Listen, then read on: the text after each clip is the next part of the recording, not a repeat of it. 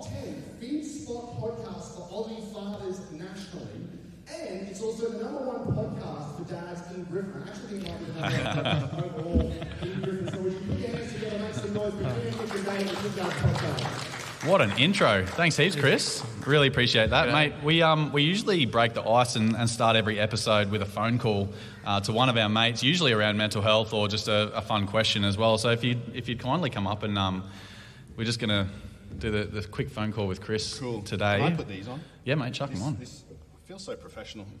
We are far from that. It's also, if you guys didn't know, we are probably the top 10 worst podcasts in... all right, Chris, mate, to kick off episode 109 and the Are You OK Day at Beyond Church episode. Have you started your Christmas shopping yet? And if not, how long do you leave it? I defer a lot to my wife. So she does a lot of it, and typically I would say anywhere between 48 and 72 hours before is when I get M's present. So you are like the average Aussie dad. Oh, totally. And the excuse I use, because it's easy, I'm a pastor, really busy time of the year, didn't have enough time until like right up to Christmas, so yeah. They make the 48 hours of constant shopping at Chermside for a reason. Yeah, 100%. Yeah, sweet as. All right, mate, thanks very much for that. We'll get you back on shortly.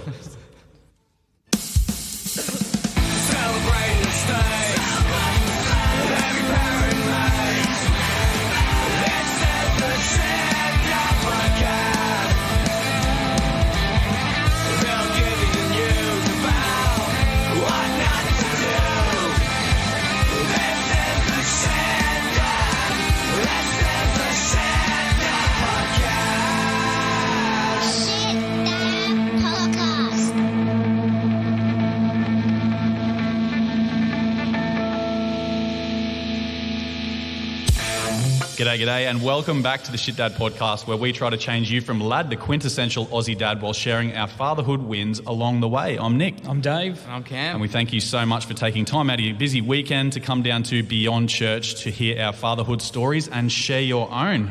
How is everybody? This is probably the biggest crowd we've ever done a show to. By far.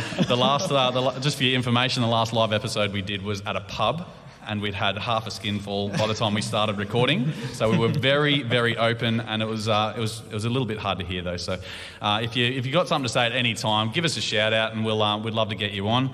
But thank you so much to Chris and the team at Beyond Church for getting us in here and sharing this event with us. We're very, very blessed, and we thank you once again. Because a big theme of our podcast is around men's and fathers, especially mental health. We're not discounting the mothers. Obviously, you guys are in the same boat as us. We all experience the same things when it comes to parenthood. So we thank you guys for coming and letting us share that with you. Our history with Are You OK Day, because we're a pretty young podcast, by all accounts. We started 3 years ago. We didn't really do anything the first year we were around because we didn't know what to do. We're probably about as amateur now as we were back then, but this time we've started getting on board with Are You OK? Last year we did an event at Anytime Fitness up at Griffin. We did their 24-hour treadmill walk, and we were there for a couple of hours and talked to a heap of average Aussie dads, as we put it, and their stories around Are You OK? So we're going to sort of do the same thing here, a lot more of a professional outlook today, so we're pretty excited to look professional for once. But yeah, that's us. But we're going to kick it off with a little bit of housekeeping. So, Camo, sorry. No, that's all right. Yeah, no, I'll get stuck in. I'll say as well, when we talk about that history with Are You OK and mental health, something that we obviously do is get regular dads on the pod and have a bit of a chat to them. So they're usually our favourites as well, because the stories they've got are really rich, and people are really honest and open about jumping on it and sharing, which is fantastic. So relatable. Exactly. Yeah. And whenever anyone gets on, it's amazing just to see how open and honest they are, and just willing to share their story.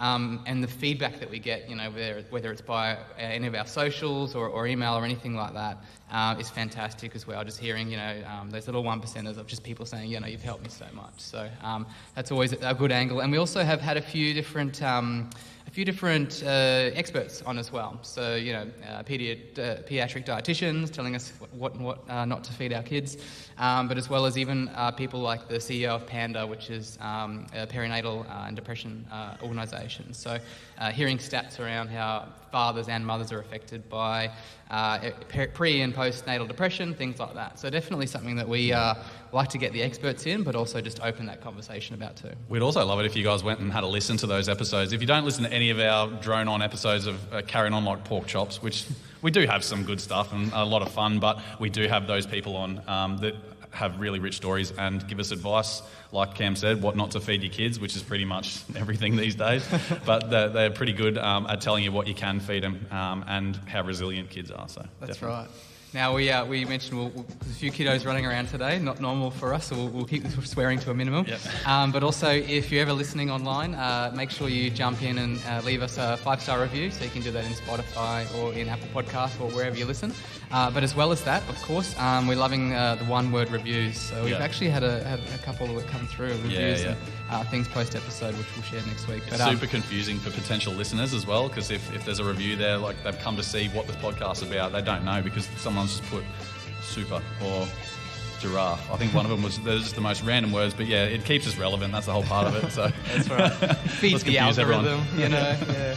And I always joke around when we started this podcast, I think there was maybe 1 or 2 other dad podcasts. So we were like pretty easily we're like number 2 dad podcast in Australia.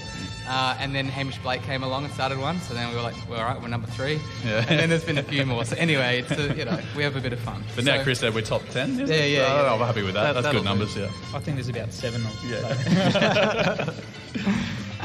Of course, as well, I mentioned those socials. So if you ever just, you don't have time to listen, you can also just see a bit of video and hear us on Instagram. So shitdadpod on Instagram there, as well as just hit us up on email, shitdadpod@gmail.com. As you'd see around, we've got a few little merch packs there, some shirts, stubby coolers. It's a shirt, stubby cooler, and it's a bumper sticker. Selling them for $30. So if you're interested at the end, come and say good day and buy yourself something. The bumper stickers are extra classy because it's got our name on them, but it's small enough that most people driving can't see unless they're right behind you in traffic. So you don't have swear words on your car too much. And of course, Nakey Hammocks. We're just doing a bit of housekeeping. The guys who support us, so Nakey Hammocks, they've been great for us. So get your family into a hammock this summer. If you see up here at any point you want to have a look, I bought my hammock and it's fantastic. But use the code DADPOD, DADPOD, for 10% off and free shipping to set yourself up with one of those bad boys. But let's kick off the episode with some real conversations around what mental health means through the eyes of a parent. We're obviously a fatherhood podcast, like I said. We do what we do to give all parents relatable experiences that might help them get through the tough times. But here is the chew.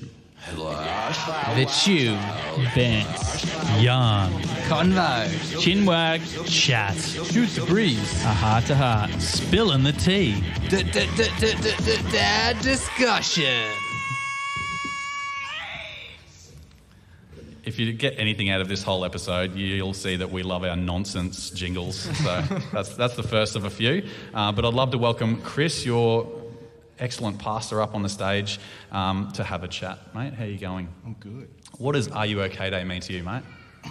I think it's about bringing that conversation out into the open, that sometimes we feel like other people have to give us permission to have that conversation, whereas for us it can kind of be a little bit, I'm seeing some of the signs, or you're not turning up the way that you used to, or some things just don't seem right. Now I kind of have the ability to kind of check in and sort of ask, are you okay?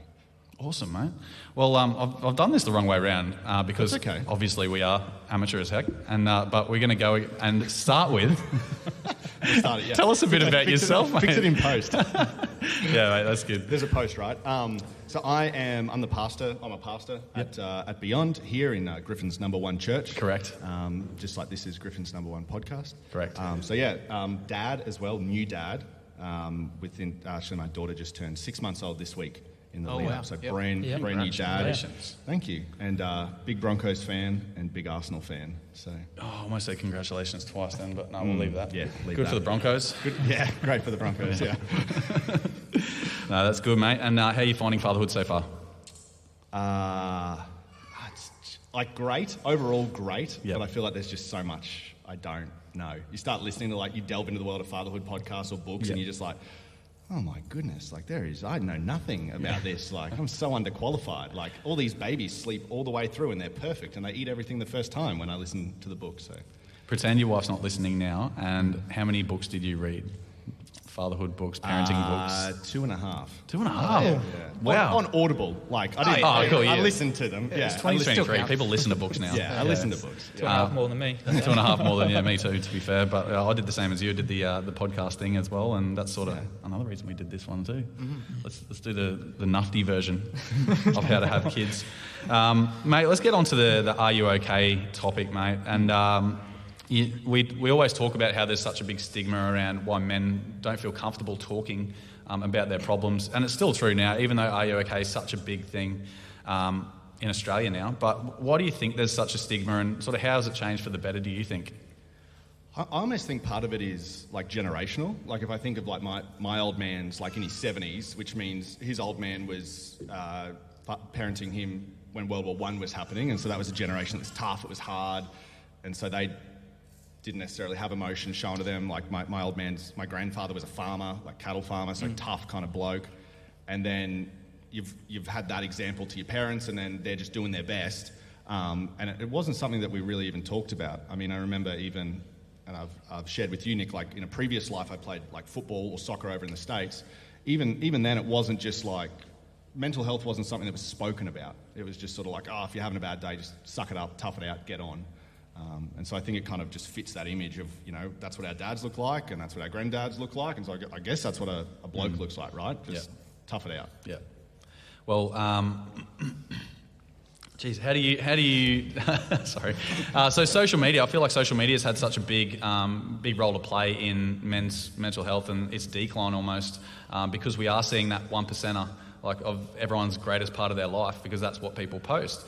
And this is another big thing why we do the Shit Dad podcast, is because we want to share that it's not all 1%ers.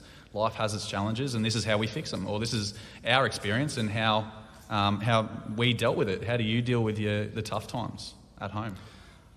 It's not all roses, is it? No, it's not. It's most certainly not. I think there's, first of all, for me, it's recognising that life is never really black or white. It's never really like in the extremes.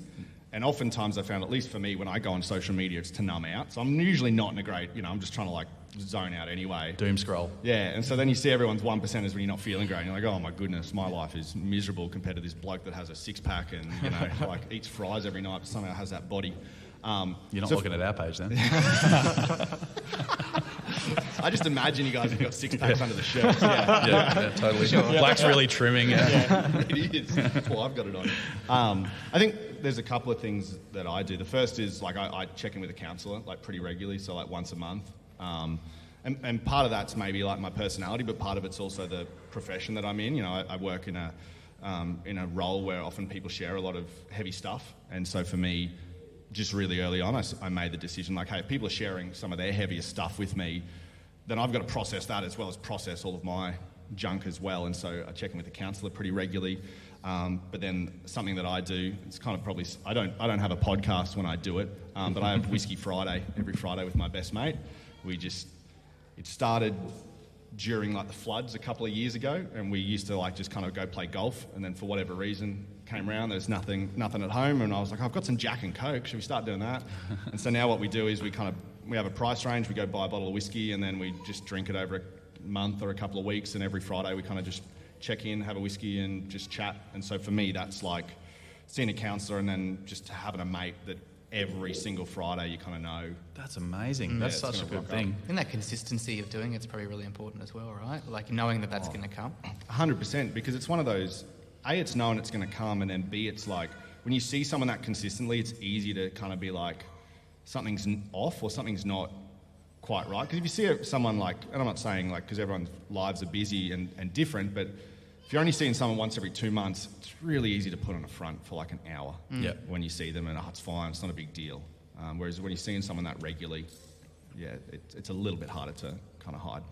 A big thing with Are You Okay, the movement as well, is asking the right questions. Like, you can't just say, are you okay? Because not many blokes are going to be like, oh, mate, actually, it's like things are real tough right now. Not many people are going to do that. So it's about asking the right questions, isn't it? Yeah, and I think when you, like it goes back to the consistency thing. When you're consistent with someone, it allows you to explore those, it's like, oh, hey, how's the wife? How's work going? Oh, how is that thing, like, the tension that you're kind of going with your boss or your co-worker? And it just allows a little bit more of that kind of specificity or the conversation to kind of get into some deeper pockets because you know them a little bit better.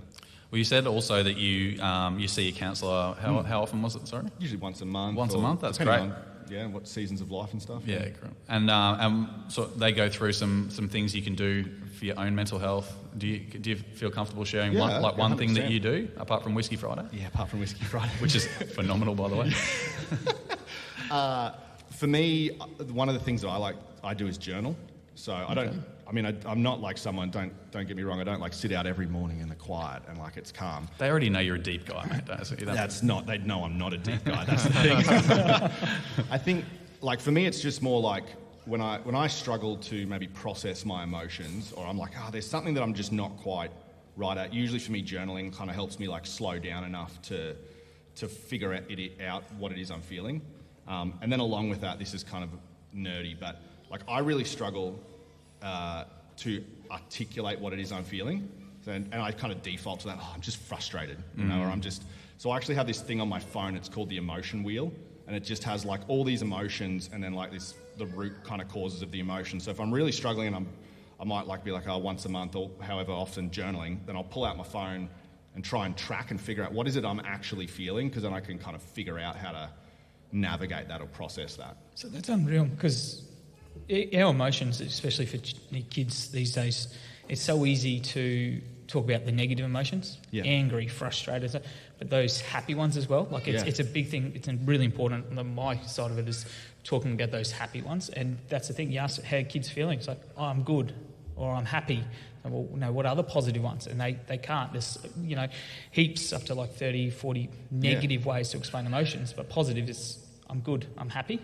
Another good one that we saw at school as well, you'd probably seen it at your school, is the traffic light system. And it's a great way to get kids to sort of justify how they're feeling, because there's only 3 options. You're either good, you're bad, or you're not too sure. Yep. And then you can sort of deep dive into that. But good on you, man. What's your favourite part about being a dad so far? Oh, man. I think it's just like she's kind of at that age where she's 6 months up, like just starting to smile a lot. And so first thing in the morning, like when you walk in, there's just this big smile on her face. You wake her up from a nap and she just has this massive smile on her face. So for me, it's just like it's that, like the big smile. And she doesn't have any, she got these 2 little bottom teeth sort of starting to peek through. So it's this big smile and then these 2 little white tips. And I'm like, oh man, it just melts me every single time. Have you been able to tell the difference between a smile and a fart smile yet? Or a poo smile? We found she doesn't do too many we found that she always poos when she's in the car. So I don't get too many smiles in the car. So it's just like it goes quiet. You stop at the lights, and it's the intersection, like on Dolly's Rocks, and then it's. Yeah. She doesn't fart. She doesn't poo at home. It's usually when we're going somewhere, so we leave 15 minutes early, so we get the poo explosion out. Oh, that's awesome. That's a great dad hack. Plan it in. It's the angle of the car seat, I swear. My daughters were the exact same. It's just every time in the car, it was just up the back, and it's like it's just relaxed. You need a portable hose. My 4-year-old's like still struggling to do poos. Maybe I should put her back in a car seat, a rearward-facing car seat. Take her for a drive. Home yesterday from a friend's place, and my wife was like, "Oh, we need it's dripped down, and this is not from today. This is from a while ago." Just burn the seat, start again. Got to start from scratch there, hey.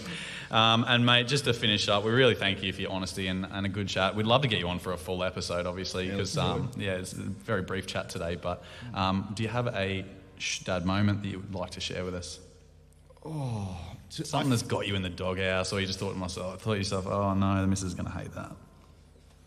I don't know. I feel like I'm too young in my parenting journey. Like Em's still like my wife's been fortunate, so she's taken 12 months off, and Daphne's my daughter's name, but Daph is she's only just started taking the bottle in the last week, so I haven't had too many moments where I'm unsupervised, which I feel like that's where it comes from. I feel like so I'm more than okay. Daph started just commando crawling.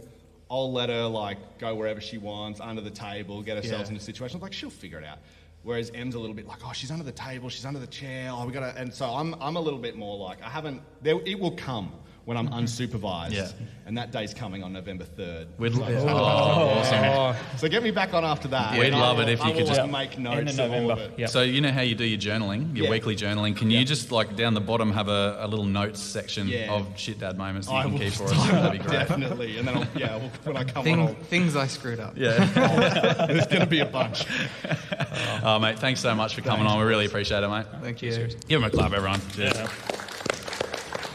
So Paul, we've got Paul who said he'd come up and have a chat with us as well. Come on up. And the crowd goes wild. Don't they ever? I love it. How we going, Paul? Oh, terrific, guys. No, thanks for coming on, mate, and sharing your story. Thanks for having us. No worries. And will you be able to tell us a little bit about yourself? What would you like to know? So, I'm Paul, husband to Emily, and I've got 2 children, Oliver and Grace. They are 11 and 8, respectively. Great kids. So you're out of the thick of it now. You're sort of... Or In a different stage. Different stage of coming the stage, yeah, definitely.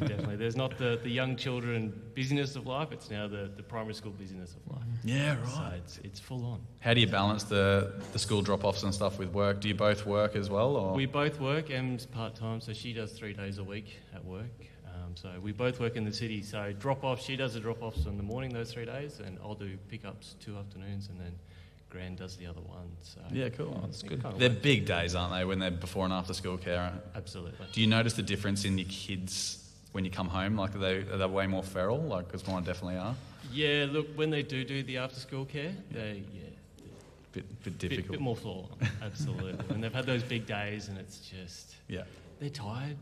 Big emotions start coming out. don't Big they? emotions come Yeah. out, absolutely, and then that just triggers you because you've had a big day. Yeah. You know, you're busy at work. You go, I've got to get out. I've got to get everything done, and then you just stress. It's the mental load, I think, is a big thing that the wives and mums normally have a lot of, but dads can definitely experience it too. Yeah, absolutely, and that's something. In honesty, it's something I've just started to experience because we've only sort of shifted to this dynamic in the last couple of years, and it's taken me a couple of years to actually take responsibility and go, yeah, I need to own this and be accountable and do what I need to do. So it's been an interesting journey, that's for sure. In those moments where you said you felt like that stress building, you know, those big emotions for yourself, what was your go-to to kind of help you?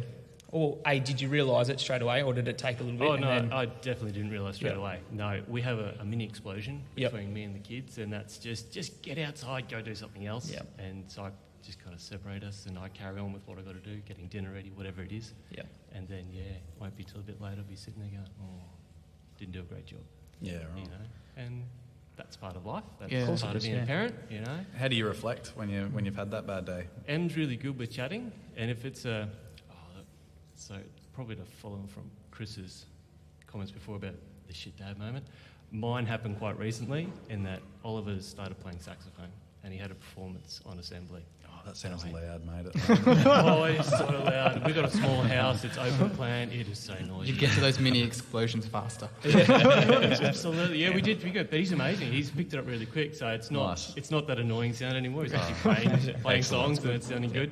But Ollie had this performance on assembly, and I got caught up with work because I'm in the city. I'm a good half hour away without traffic, and I didn't leave enough time, and I missed his thing. I got caught in traffic. Took me an hour to get there. He was upset. I was upset. Em's in a meeting.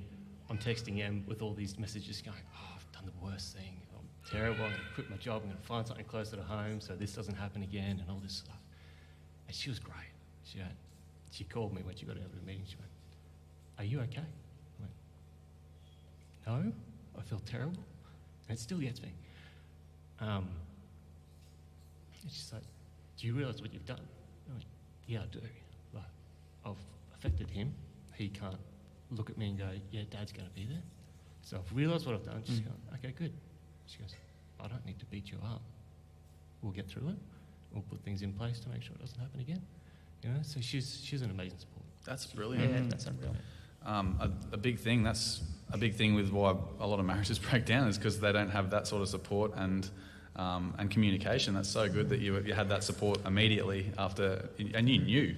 Oh yeah, I knew. So I knew. How was Oliver? Oh mate, he's a very emotional child. Yeah. So he was obviously upset. Yeah. But his compassion is phenomenal too. I went, mate, I've messed up. Yeah. I'm really sorry. In your time, when you're ready, I hope you can forgive me for what I've done today. He went, okay. I said, don't answer now. You work through it. He went, okay. And not an hour later, we were still driving. We were doing other things. We get home. He goes, Dad, I forgive you. I said, it's okay. I understand you got caught up. I love you. I forgive you. Wow. I just went, That's good compassion. Yeah. and for a kid who's 11 to go, yeah, we all make mistakes. Wow. Yeah. And yeah, I've got to commend your fatherhood as well there. That's an amazing reaction to missing something. Like, it, in the scheme of things, isn't such a massive thing. Totally. But to him and you, that was huge. And Yep. for you to open up to him and go, mate, I'm so sorry. Like, and to be so open with him, that's going to not only affect his emotions, and he's going to grow up like that as well. And you've just seen it straight away. Yeah, totally. And it's not something that I experienced with my dad. My dad worked a lot. He was away a lot. So it was mum. My dad worked 2 weeks in Brisbane, 2 weeks in Sydney, or overseas. So there was more mum contact than dad contact. And dad would come home, and he was a manly man. You know, he was always busy doing jobs around the house, doing stuff. But there wasn't that emotional connection with dad. Great guy, love him to death. Yeah. But that's it. We're all different. So the way you were parented by your dad, and the relationship you had with him, is it different? Or did you want to change that, or is that how you parent your boy? I started to parent him like that. Yeah. And it's only in the last few years as I've sort of grown and I've been talking with them through things and gone, you know, we've been raised in this way, Emily and I, and we don't want that for our kids. We want to raise them to be compassionate people, understanding, forgiving, not walked over, but understanding of other people, you know. So that's what I'm working towards. Showing those emotions that are important, Yeah. you know, to both you and your wife, and then Exactly. which will hopefully your son and daughter that's going to bring up for our generation, and that's what we need. We need more of it. So yeah, well done for that. It's great that all these questions are being asked now, and we're making that generational change now, because in 15 years, this is going to be normal. Yeah. Like, these conversations with our kids, like, you're not going to talk to them like an adult, but you're going to have that open relationship with them, and you're nurturing, and like, it's more normal now for a dad to be nurturing and open with his kid, which is so fantastic. good. Absolutely. Just to be more present too. You know, I think in our age, most parents, fathers were very distant, just through work, through life. That's how, as Chris was saying, that's how they were raised. Yeah. Dad was at work, mum was at home. That's it. And you only know what you know. Yep. You want to find something else out, you got to go find it. So. Now, also, we on the podcast, we talk a lot about mental health is so linked to physical health as well. What do you do to look after yourself mentally and physically? I'm terrible. I should exercise more than what I do. But recently I've just started running a bit more. Actually did a bit of a run last week with Chris at the Anytime Fitness for Dan. Oh, Yeah, Great. good. So yeah, So good. I was very excited. I got a video of me running. Chris was walking because Chris is just Lazy. an absolute So lazy. Exactly. I got Caught evidence out. that I was running and he wasn't. So good. So you're going to be one of the guys that has the six-pack that he was mentioning before. Yeah. Oh, definitely not. No. There's far too many beers in between those runs. That's correct. Yeah. Got to live, don't you? Got to have whiskey Fridays. That's right. In terms of mental health, something that's also a bit recent, but there's a bloke that I work with. So I work in commercial landscaping. I'm in the office, and all these guys are on site. Now, he's an older fella. He's approaching his 60s now. And goes hard on the tools. He's an amazing guy. He's a Kiwi bloke. And we talk every day about work stuff. But then in the afternoons, he gets home early before I leave work, obviously. Being a site guy, he's off earlier. So I'll often give him a call in the afternoon when I'm driving home going, hey, what do you need tomorrow? And because I've got such a long drive, we'll get that out of the way. And then we just chat about life.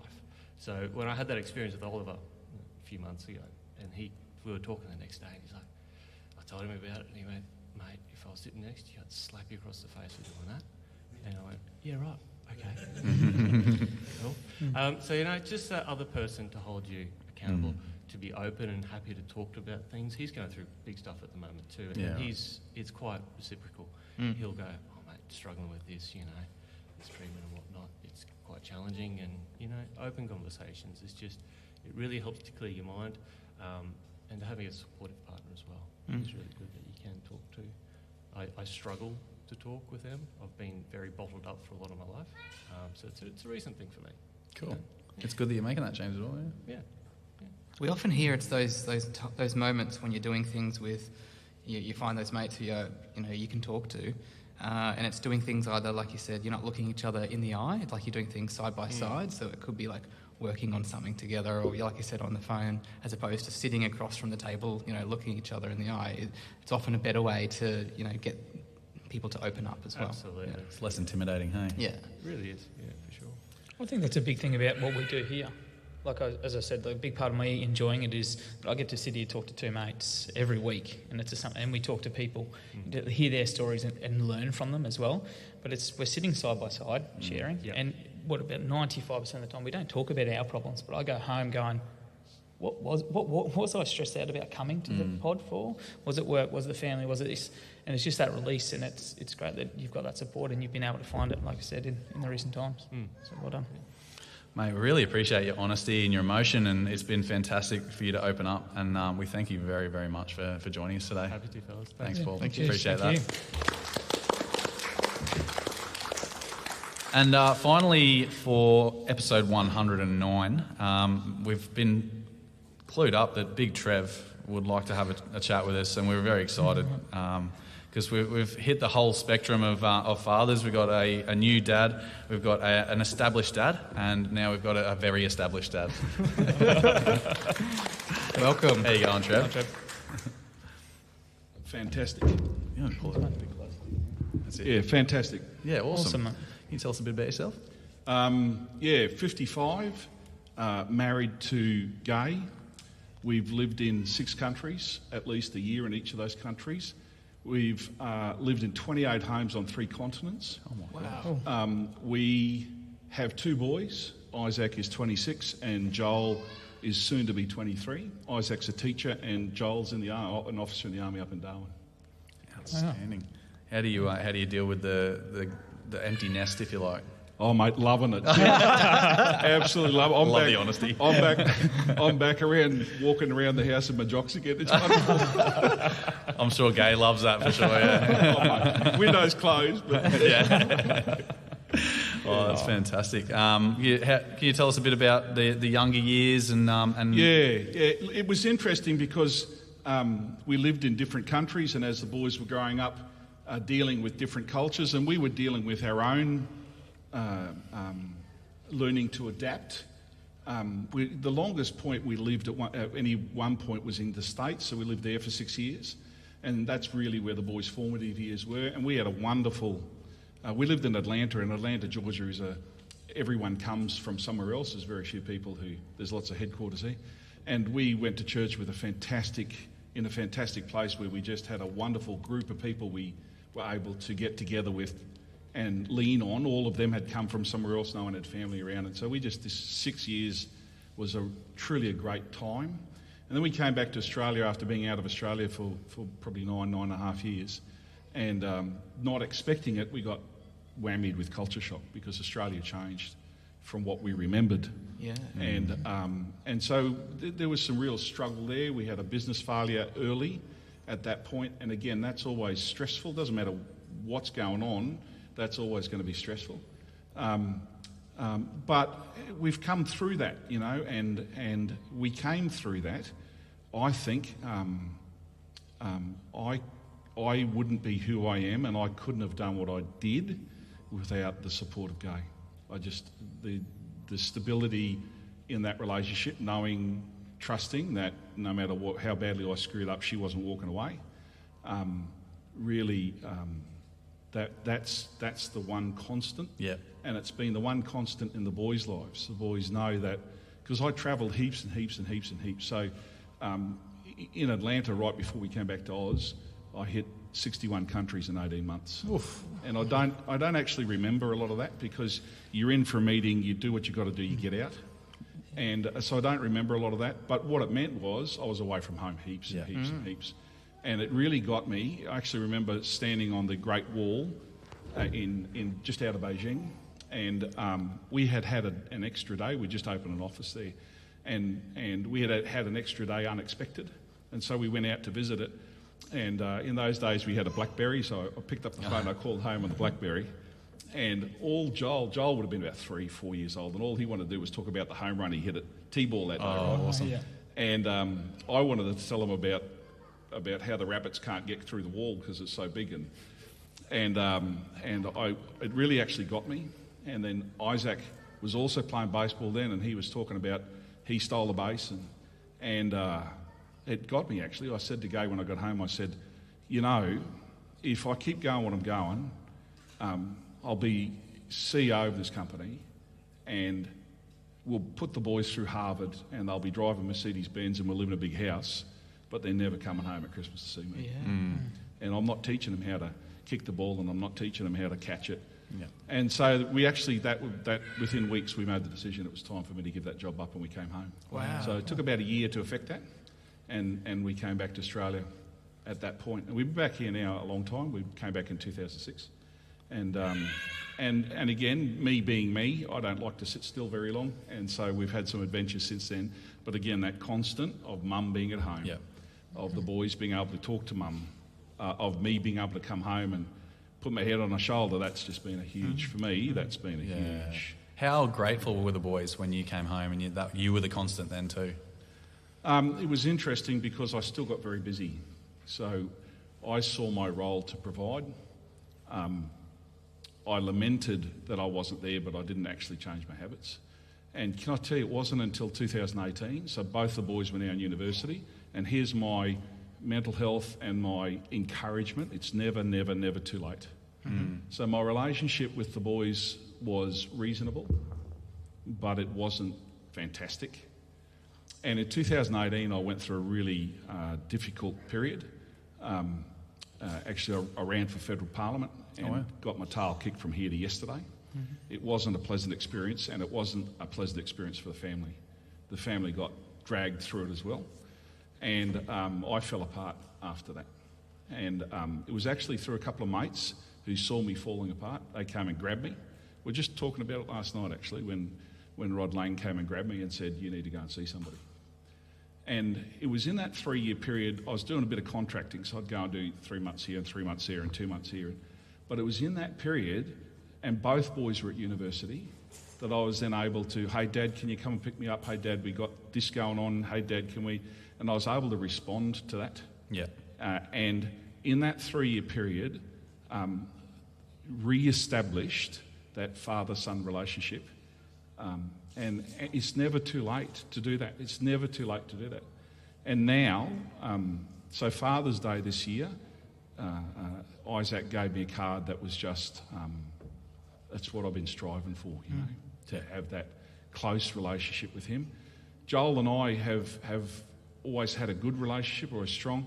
He and I have a cigar and a whiskey virtually most weekends, so I'll sit downstairs so that the neighbours can't see it's me smoking the cigar, and have a whiskey, and he'll have a cigar and a whiskey in Darwin, and we'll sit down and virtually speak for a good hour or so. And he's the digger, isn't he? He is, yeah. That's the most digger thing I've ever heard. And so but that 3 years, it was just, boy, I wouldn't trade that for anything. If that's the vehicle God used to get me to sit with my boys for 3 years, and you know what, I'll take that all day long. Because I wouldn't have done that myself. Like, that wasn't in me. My motivation was to provide for my family so they didn't have to struggle. And I wouldn't have done that myself. And that's, for me, that's just it's never too late. It's never too late to re-establish relationships. That's something we hear quite often as well from a lot of dads we speak to who are only new dads. They're younger. They see, I have to be this provider, and they get this anxiety around, having to push themselves for more and more and more. But we don't often hear that perspective of having done that and then looking back. So that's fantastic. Thank you. Yeah. Again, I'm going to say to you, it's never too late. Right? It's you can always re-establish relationships, and sometimes it takes a while, but that's okay. You know what? You put your best foot forward. We all screw up. We're all shit dads. It's the truth. Yeah. And all our circumstances are different. I think the difference here is that you actually intend to do better. And it's more than about being intending. It's not just about saying I'm going to do better. It's actually then about putting things in place to do better. And for me personally, because of who I am, if I don't have someone holding me accountable to that, it's easy to go, oh, it's too hard, and drop away. So I need someone holding me accountable. Gay's got the whip, she's cracking it. Oh, mate. and it's a dirty, great big one, too. Yeah. You're walking around in your jocks as well. Oh, that's the towel whip there. Yeah. Can you tell us one thing that, so you've seeked help and you've changed your life and your relationship with the boys. Can you tell us something that you do now when things get a little bit too hard or when things get too tough, you've had a bad day at work or something, how do you unwind or overcome those issues? Yeah, that's a good question. So a bit like Chris, I've got a professional supervisor, I guess, a mentor who took me a while to find him, but I chose to go that path because he's disassociated from my day-to-day life. He can provide an objective perspective, and he's very good at that, doing it gently. And he's actually helped me work through a whole heap of stuff that is really important to understand. So starting to pick up on triggers and starting to understand, I don't have a poker face. If you piss me off, you hear about it, and a bit like Paul, then it's over, it's done. Once it's dealt with, it's done. And it's taken me a while to realise that's probably not the best way to deal with things all the time. But so that's one mechanism. Another mechanism is I have a very, very close relationship with my own father.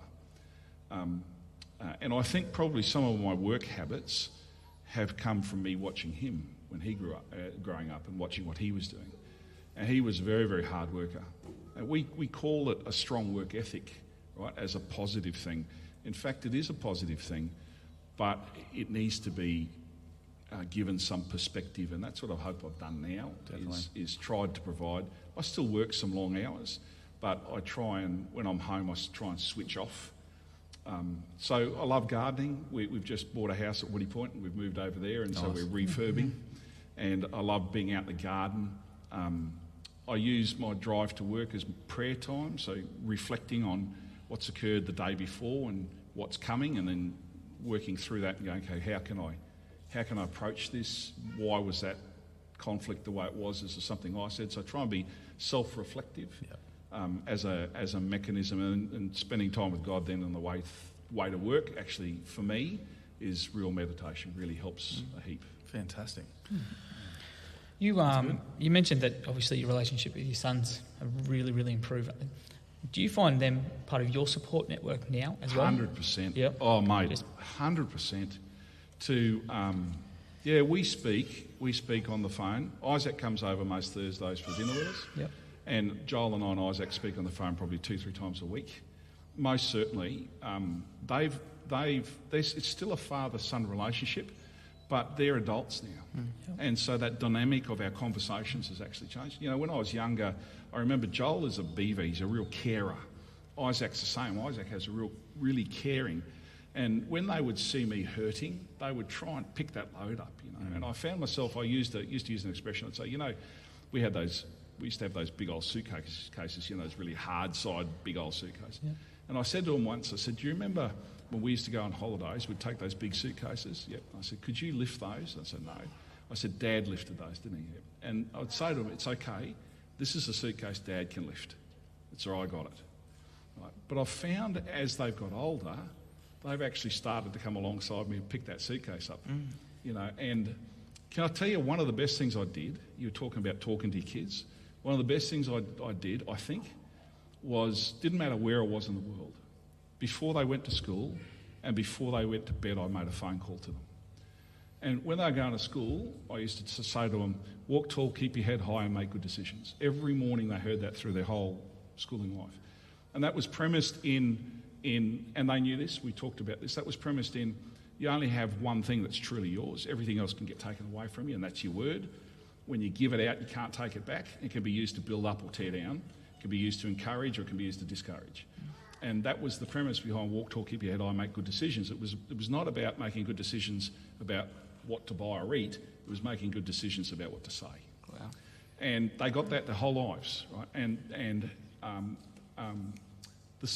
that was really important, I think. But when they would go to bed, so the phone call at night time, I used to ask 2 questions, because how are you? Would good, Yeah. So I would ask, what was the best thing that happened to you today? Oh, nothing, Dad. No. You need to tell me, even if it's mediocre, what was the best thing? Because it requires a sentence. And then I would say, what was the worst thing that happened to you today? And it requires a sentence. And then that way I found that we were actually able to, I was actually able to live in their life, even though I was awake, I could understand a little bit of what they were going through day to day. And then we would pray together, and then they would go to bed. And I think, even though I felt distant, I actually think it was that connection in those 2 phone calls that was the foundation to allow me, to come back in 2018 and re-establish the relationship. Wow. And I truly believe that. And that question actually came out of a program we found called the Faith 5. But those 2 questions were so crucial because it elicited a response. It required a response, not just a yes or no answer. Yeah. It also gave you conversations, I guess, for the next day. I don't know if you used it or whatever. It's like, 100%. Hey, how did that, negative thing happen? What did anything better that, You've got it. So, yeah, and often we would find the boys would feel that we were too burdened and so didn't want to share with us. And so by asking those questions, you're actually saying to them, it's okay, I want you to share with me. I want you to tell me what's going on. And even today, that foundation of I want you to share with me is still part of who they are in their relationship with us, because I'll pick up the phone and say, I'm struggling here, or I'm not sure about this. And that's rooted in that initial conversation back and forwards about, tell me what's the best thing happened to you, but tell me the worst thing happened to you. Yeah. It's amazing. That's great. Trev, really appreciate your honesty and your golden nuggets of fatherhood, because I've taken a lot out of that. And there's 2 questions I'll be asking my kids after school every day. So thank you so much. Boys, thank you for what you do. This is just cool. Loving it. Thank you very much. Appreciate it. Appreciate it, Trev. Thank you. Yeah, there's one thing that we have done in the past, and we've said it on the podcast, it's like, not to that level because that was amazing, but like we've always said, when you pick the kids up or when you see the kids again, it's like not how you going or whatever, it's what happened today. And if they don't want to answer that, you say, what was your favourite thing that happened today? And there's always something, like it's, Exactly. And it's never maths. Yeah. No. It's an end of day, dinner table kind of conversation. Yeah. It's always something at lunchtime, or because it's definitely being a teacher. It's nothing in the classroom because exactly. You lift your game, teach. I 100% do every day. That's gold. All right, guys. Thank you so much to everyone who's come up and had a chat to us, and you guys for listening. Hope you got something out of that from the Are You OK point of view, but also just hearing experiences from other dads. Hopefully you can adjust and take something away. But yeah, that's what we do. We usually have a good chat at the start of every episode, and then absolute nonsense for the last bit of the episode. So that leads us straight into the next segment, which we like to call the shootout. So yeah, I won the shootout last week. Yeah. It's where the host of the shootout gives the topic, and the 2 other lads compete and continue to say something about that topic until it's repeated or they get buzzed out. All right, cool. So in theme of mental health and Are You OK Day, I've just gone, let's share some of the ways that you can improve your mental health. Cam, you're up. Whiskey Friday. The beach. Good. Going for a run. Swimming. Oh, this is just all exercise. I've got a cap on it. It's Okay, all right. cool. I got All it. right. Yep. Talk to the boys. Ooh, Shit Dad podcast. Talk to the wife. Okay. Yep. Go to the soccer field with the kids. Yep. Do some mindfulness meditation. Shots. No. I can't do that. No shots. I will go and water the plants. Ooh, gardening. Activities. Yep, go. You've seen those like smash rooms? Yep. Oh, yes. Other ways. Anyone else got one? I want to buzz you out there, mate. Yeah, I'm done. Yeah. Nice. Yes. No, well, I think we noticed. I wanted to do that one as well, just to share some of our ideas. Yeah. I mean, it's easy enough to say, yep, I'm going to do this, or I do this and all this, but it's also important to have other ideas there. Don't get me wrong, I'm a big nerd, so jumping on the PlayStation at night time is good. Except, I mean, then that also can affect my mental health, because then I'm up till 1 o'clock and playing it, so I've got to come up with other ideas, and then I don't want to get up and do the run. So you notice mine were all mainly fitness related, and that's why the rig's a little bit sloppy at the moment. No, Everything's happy. No, I think it's good. Like as Cam, you said the Smash Room and the pod talking the boys, just getting on, and I think it's important for everyone out there listening. We've spoken about it before. Having that range of things that you can do. Something to give you a clear head. Something that can take 30 seconds, that's something, but also something that can be for yourself that could be half a day. And it's okay to be, when we say selfish, in our lives, making sure it's all, at home's all sorted. But if you need that day or you need that night, go and do it. It's the best thing, on my behalf that I can do is if I can get away for a night once a year, twice a year, it's really, really good. Awesome. Yep. But we've got to make sure that we give the wife the same opportunity as well. They'll rarely take it. Mine never does. But no, mine either. I asked. I think it's going to come back when the kids are at school age, and it's just like I'm going to Bali for a week. See ya. So thanking them up. Here's my 4 months away. Okay. Yeah. We didn't put a disclaimer on it at the start. Thanks, Dave. That was really great. Awesome, guys. But that's make sure you clear your head out as much as you can. So one thing, like I said before, we're just going to have a bit of fun for the last bit of the podcast here, and we wanted to give you guys a taste of what's coming in 2024. So we're going to be doing a couple of break-off series, spin-off series, spin-offs of the Shit Dad podcast, just because it is hard to talk.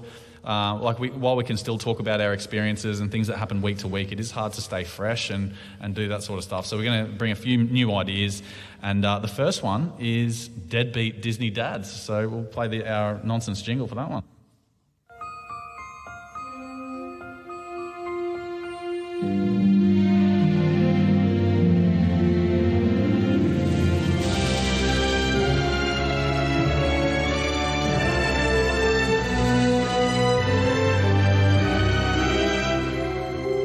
Deadbeat Disney dads.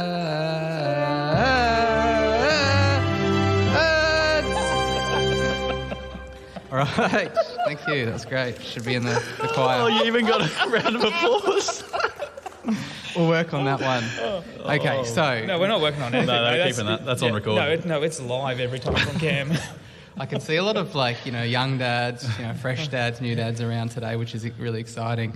And one of you will know you are going to watch on repeat all of those Disney Plus shows. Now that you can stream it, you're going to be watching Moana, Lion King, Toy Story over and over and over. And once your kid learns how to use the remote, you're done. Just give up. They've got the Disney Plus logo on the remote now, so they can turn it on. Let it happen. So we're going to set up a new little series. We're just going to have some fun. It's called Deadbeat Disney Dads, because what we've realised is that there are so many, obviously, Disney princesses, and they're all fantastic, and they go on these amazing journeys of discovery. And but often, the dad in the movie or the TV show is pretty useless. He's usually the reason they go on the adventure. Yeah, he's the one holding them back. So, think the likes of Maurice, crazy old Maurice in The Beauty and the Beast. Yeah. Or even, we know that Disney owns Marvel and Star Wars now, even all the way up to Darth Vader, the ultimate deadbeat dad. So today we're just going to have a little bit of a chat around King Triton. King Triton from The Little Mermaid. So obviously the cartoon is, around in the 90s. It's the Disney Renaissance, brought it back to life, some wonderful music. They've released the live action series as well recently. But I've watched, those with the kids recently, and I couldn't believe it. King Triton is a pretty bad dad. Is he? So I'm going to run you through a bit of a scoring system, basically, so you don't have to watch it for the 100th time. Essentially, what I'm going to do is tell you a bit about him, but then we've got a score. So we're going to give him plus points for the things that he does well. We're going to give him minus points for the things that he kind of screws up. Mm-hmm. So, in case you hadn't seen it, King Triton is the king of Atlantica and the Mer people. He's got 7 daughters from what looks like 7 different partners. And he's best friends with the crabs. Yeah. So, you talk about your mate supporting you, he maybe needs to branch out to some other Mer people. According to fandom, he's equal parts overprotective and well-meaning. And he's also described as being handsome, feisty, and sassy. He's ripped, eh? Like, if you look at him, even though he's got this big beard and everything, he's jacked. Yeah, so obviously, he's focusing on his physical health as well. He's swimming around all day. It's got to help. Yeah, exactly. No legs, though. He's got... Never does to do leg day. It's all upper body. Skip legs. Just fin day. All right, so, as mentioned, obviously he focuses a lot on his physical health. It affects his mental health, so we'll give him a point for that.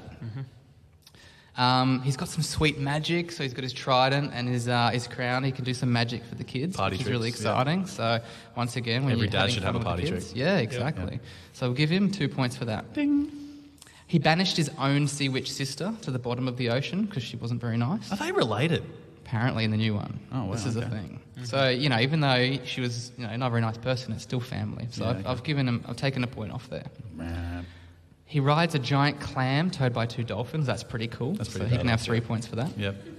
He clearly has a favourite child. So he calls out in the movie Ariel as his favourite. Out of 7 daughters. You can't be doing that. Come on, mate. Yeah. So It's a no from me. I've taken off. You can't verbalise it. No. Like we've all got one, but you don't tell them. You don't tell them to their face. So I'm taking off 3 points there. Now, the worst part about King Triton, he's got a mad temper, right? So, at the start of the movie, his daughter doesn't show up to singing lessons or a production or whatever. He goes absolutely crazy. And then he also bans her from going to the surface and making any new friends. And she's only friends with a fish and a seagull as well. So, she needs some new friends too. With legs. Exactly. So, being friends with some humans shouldn't be a big deal. He says, as long as you live under my ocean, you'll obey my rules. And then he destroys... She has a hobby of collecting weird stuff. She destroys it all. So, we've taken off 6 points, 3 points, and then obviously 4 points there too. On top of all that, he's a really bad listener. Every time his daughter tries to explain or tell him why she does things, he just, cuts her off. So he's a bad listener, so we're taking off 5 points.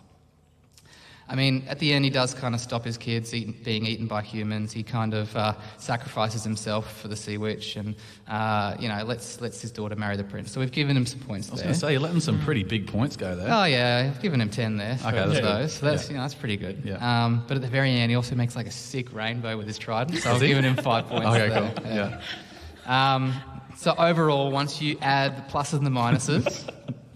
He needs to calm that temper down, but overall he's +4 as a dad, so he's still in the positives. That's so, awesome. There's that rainbow at the end that saved him. I know. Yeah. I think it was.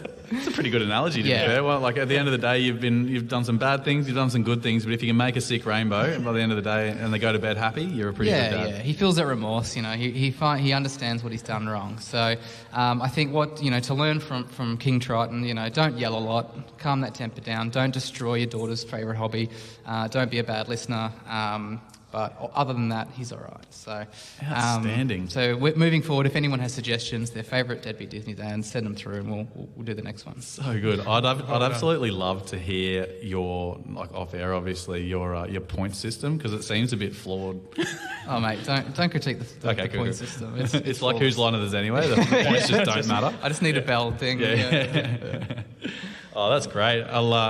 We'll keep going with that. That's, like I said, it's a little bit shorter today, but it's just a taster of what's going on. So we'd love to relate and see how we relate to the deadbeat Disney dads. I've thought of 3 things straight away that I related to, but definitely the rainbow at the end of the day is a big thing. At the end of the day, where you kiss them goodnight and you ask them how good their day was or what was the best thing that happened to them. That's and right, yeah. There's your rainbow right there. Yeah.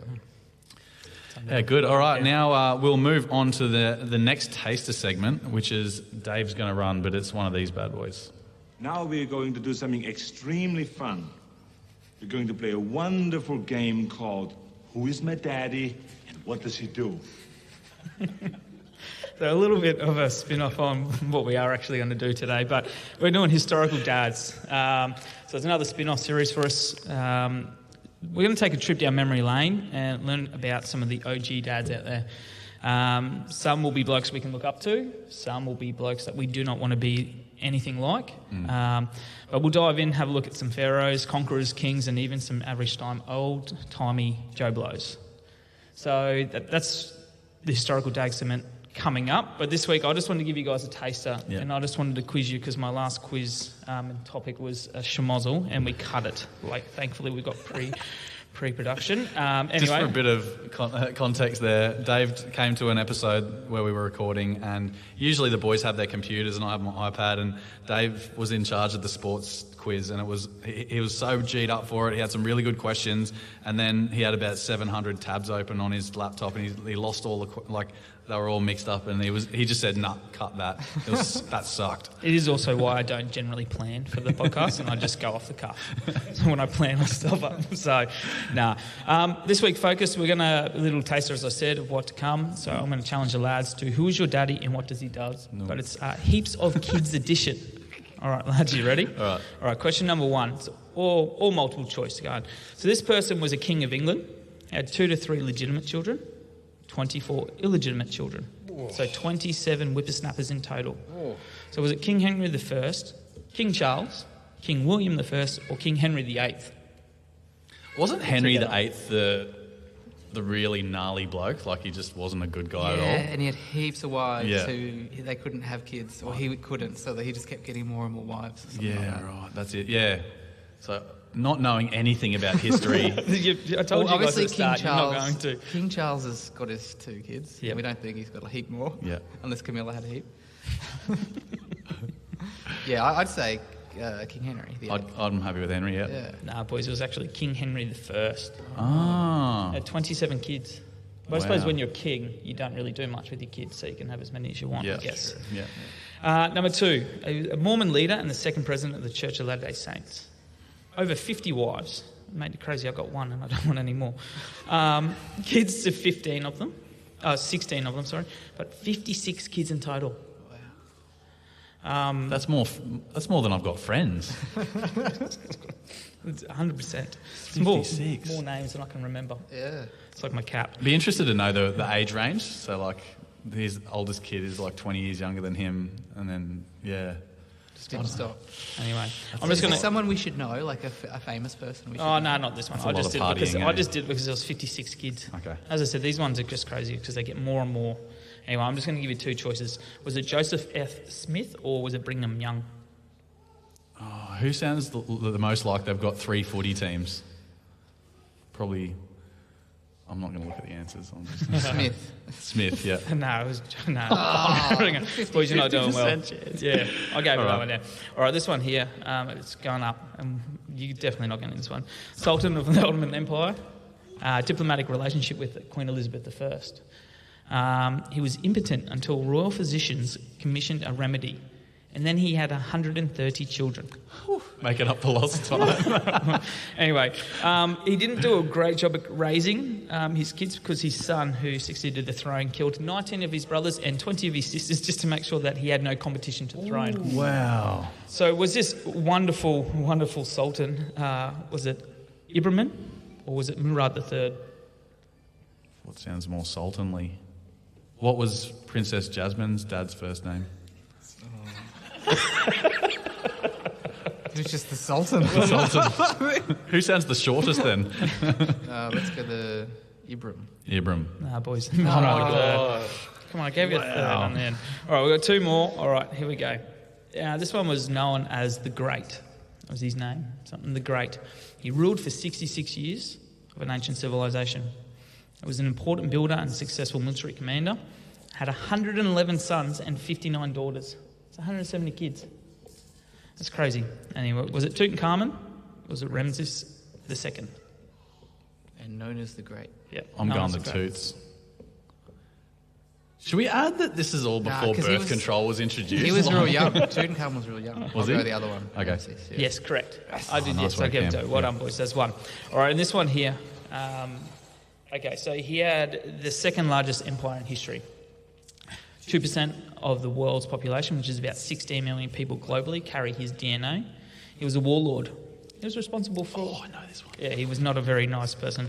He was responsible for deaths for over 40 million plus people. He had 3,000 plus kids, according to historians. Absolute brute. Yeah, do I need to even give you the options? I forgot his name. Yeah, we know who it is. Genghis, yeah. Genghis Khan. Well done, boys. Yeah. Yeah. We got 1. Yes, you got 2. You got 2 there. So look, it's a little bit of a taster. I think what we're going to do is, instead of a bit of a quiz, we're going to jump into some of these dads and actually really look into them. As I said, some everyday people who are great dads, some people who you don't want to be anything like. But hopefully we find some good ones. Yeah. Oh no, there is definitely some good ones out there. When I was doing some research behind this, it was like the best dads came up straight away. The first thing I clicked on was like Barack Obama. Yep. Just all these like huge famous people. Come on, let's get a bit more creative. I just wanted to find people who had more kids that I have ever taught, like totally gangus, 3,000 kids. In my 13 years of teaching, I haven't come across that many kids. So, well played. Awesome. All right, that's our taster segment. So now it's time to finish off the week with something that we do every episode, and it's a bit of self-reflection on what we've done wrong, but we don't really give ourselves how we can do it better. It's just let's have a laugh about where we've stuffed up during the week, and we call it Shit Dad Story of the Week. Not sure if you heard that, but it's our Shit Dad Story of the Week. Somewhere where we've done something wrong, or we've just not. It hasn't been a great experience, and we've just let's just draw a line in the sand. Let's get on with the week. Do you mind if I go first, guys? Go for it. Get it out, Okay, mate. my story this week, it came yesterday. Yesterday was an absolute train wreck of a day. The kids had been up since like 5 o'clock in the morning. They'd had a late night the night before, so already we were on the back foot when we got up. But the day just got progressively worse. I'd come off a night shift as well, so my tether was extremely short. And the house was downstairs at the house was an absolute tip, and we'd asked the kids nicely, we'd asked the kids not so nicely, and the place was just a tip, just to clean up their own stuff. That's all it was. They'd just been cutting out and stuff. All right, just sweep it all off into a bag. That's fine. Like, just get rid of all the rubbish. But not only that, all their toys were everywhere as well. And I thought to myself, nah, I've had enough of this. That's fine. Gone and grabbed the broom and just swept the table, swept everything off the table and around all the surrounds into a big pile. I was like, anything you want, come and get. Otherwise, it's going in the trailer. And then the boys have done, like, my little girl, she's 4. She just hates following any sort of direction, so she did her own thing off in the background, and I was like, I'm not fighting this, picking my battles today. And the boys have just swept up all the rubbish into a box, and I was like, no, pick out the things you want, otherwise it's going in the bin. They didn't. They left one of my girl's, one of her little precious toys in there, taken it straight out to the green bin and just gone into the green bin. And I thought to myself, because I saw what was going on as they were doing it, but I was like doing something else at the same time. I was like, anyway. Who went bin diving after it?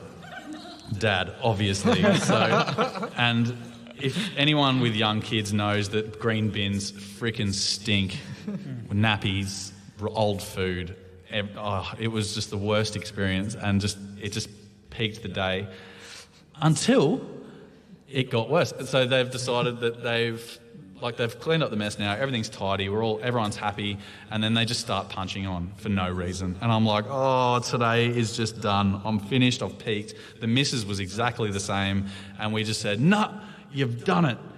You've done your dash, make your own dinner. Never done this before. 6 and 8-year-old in the kitchen, it was chaos. And we were just like, and this is just making a peanut butter and honey sandwich. And that's it. All right, that's it. You're having a sandwich and a banana. That's fine. You can do that. So they've made themselves dinner. We made the 4-year-old her sandwich and piece of fruit. But that was Wow. Yeah, everything just came to a T. The day was just, that's it. We're drawing a line. We're done. And they got stuck in and made it? They made their own dinner. Yeah, well, if you can call it dinner.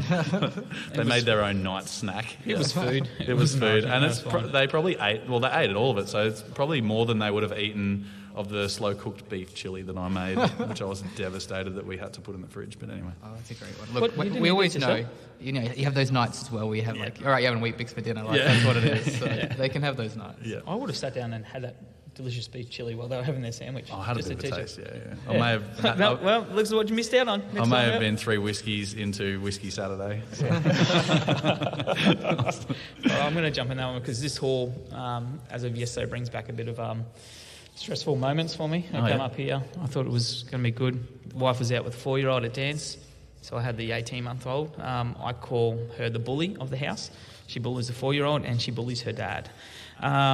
She's head first into everything, literally everything. We came here, it was all looking good, had a toy distraction, off we're going, and everyone from the electrician, whatever it is, were here, and they were just so nice, like, just put it down, let it run. I'm like, you don't want you that. understand Nobody that this wants place will be destroyed. Very, very short leash with me that day. Anyway, the moment she saw people with pencils, they had to be hers, and she was up at all the booths trying to pull them down. I'm trying to listen to the lady about yes or no in the box, and I'm like, okay, I can get it. I know yes or no. I've got to get my kid. Yeah. Anyway, did my vote, put it down. I said, all right, we're going. In the middle of the floor, probably at the back where those are, on the ground. Just full tantrum. Good tantrum. Tantrum like filled. And I mean, this hall, doesn't echo at all. No. So there was a whole line was out the door, and I was just like, yep, that's my kid. Yep, Whose kid's that? Come on. I'm out. Oh, but she's so stubborn. It's like, no, I'm going. All right, come on, I'm going. Bye. Just looked at me going, you're not going. And they just continued the tantrum until I picked her up and walked out those doors as quick as I possibly could. So awesome. It was a good moment. Yeah. Note to gold. self, don't bring kids to voting. As we were waiting in line for ours, my son at one point realised the barriers or whatever he made. He's like, this is made out of cardboard. Just pulled it down. I'm like, oh, they're kind of asking for it, aren't they? Yeah, they are. Yeah.